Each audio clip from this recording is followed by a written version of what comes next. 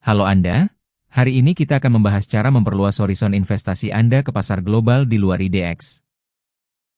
Jika Anda melihat layar ponsel Anda saat ini, kita biasanya memantau IHSG. Tetapi bagaimana dengan saham-saham di bursa luar negeri? Apa bedanya berinvestasi di pasar global dibandingkan dengan saham emiten lokal kita? Dan apakah itu cocok untuk Anda? Selain itu, kita juga harus memperhitungkan risiko nilai tukar rupiah terhadap mata uang asing saat bertransaksi di luar negeri. Di modul ini, kita akan mempelajari cara mengakses pasar global, peluang yang ada, serta risiko tersembunyi yang perlu diwaspadai.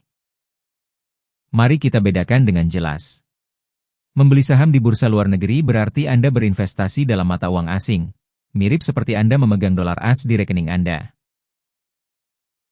Melalui aplikasi sekuritas yang mendukung transaksi global, Anda dapat mengakses bursa internasional langsung dari ponsel Anda. Hal yang menarik adalah peluang pertumbuhan global, tetapi Anda harus ingat bahwa pergerakannya dipengaruhi oleh kondisi ekonomi makro internasional. Perbedaan utama yang langsung terasa adalah mata uang. Keuntungan atau kerugian Anda akan dikonversi kembali ke rupiah berdasarkan kurs saat itu. Risiko nilai tukar, IDR faktor tersembunyi dalam investasi luar negeri. Bayangkan Anda mendapat keuntungan dari harga saham luar negeri, tetapi saat dikonversi ke rupiah, nilai totalnya justru turun karena rupiah sedang menguat. Sebaliknya, jika rupiah melemah terhadap mata uang asing tersebut, hasil konversi Anda dalam rupiah bisa bertambah secara signifikan. Sebagai contoh, jika Anda berinvestasi senilai 1.000 dan kurs dolar naik saat Anda menjualnya, Anda mendapat tambahan dari selisih kurs tersebut. Risiko mata uang ini adalah variabel tambahan yang tidak ada saat Anda hanya memperdagangkan saham lokal di IDX. Oleh karena itu, penting bagi investor pemula untuk memahami eksposur mata uang sebelum menempatkan modal di pasar internasional. Sekarang mari kita lihat bagaimana cara membangun portofolio yang seimbang dengan diversifikasi global. Caranya sederhana, tetap pertahankan porsi utama di saham unggulan IDX, dan alokasikan sebagian kecil modal untuk aset global melalui sekuritas Anda. Dengan cara ini, portofolio Anda tidak hanya bergantung pada pergerakan IHSG, tetapi juga mendapat eksposur dari pertumbuhan industri global. Ditambah lagi, strategi ini membantu menyebarkan risiko investasi Anda ke berbagai wilayah geografis dan sektor yang berbeda. Secara teori, diversifikasi global melindungi Anda saat pasar domestik sedang mengalami tekanan. Namun ingat ada biaya transaksi dan konversi tambahan. Bagian ini sangat penting. Transaksi di pasar global biasanya mengenakan biaya komisi, biaya konversi mata uang, dan ketentuan pajak yang berbeda dari pajak final penjualan saham di IDX. Masalahnya, biaya-biaya ini dapat menggerus hasil imbal hasil Anda jika Anda melakukan jual beli terlalu sering dari ponsel Anda.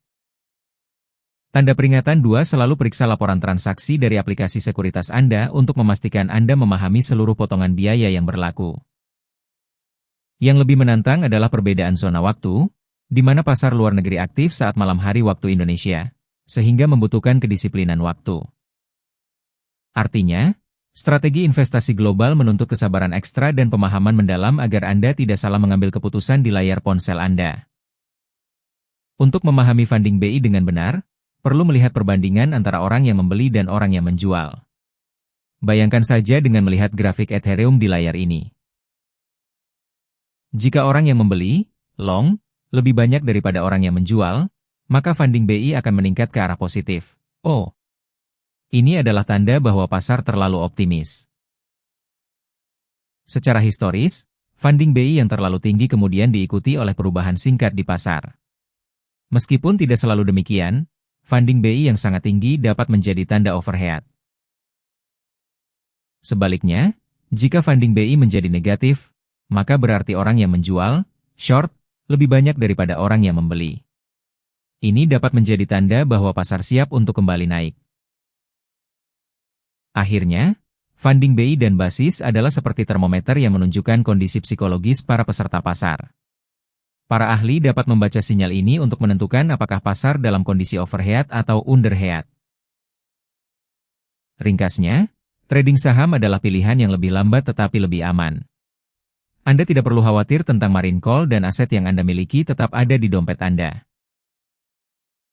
Trading saham dengan leverage, futures, dapat memberikan keuntungan yang lebih cepat dan tambahan keuntungan dari funding BI, tetapi juga memiliki risiko yang lebih besar karena leverage. Trading basis trading, mungkin terdengar seperti keuntungan tanpa risiko dalam teori, tetapi dalam prakteknya, Anda memerlukan kemampuan untuk mengatur waktu transaksi, mengelola volatilitas, dan mengurangi risiko. Peringatan yang paling penting, leverage, margin call, dan kerugian sosial dapat menyebabkan kerugian yang sangat besar bukan hanya bagi Anda, tetapi juga bagi pasar secara keseluruhan. Tanda peringatan 2 perlu diingat bahwa kursus ini hanya untuk pendidikan dan tidak untuk memberikan saran investasi atau trading.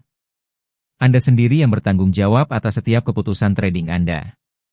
Sebelum melakukan trading, pastikan Anda telah mengevaluasi kemampuan Anda untuk menghadapi risiko dan mendapatkan saran dari ahli.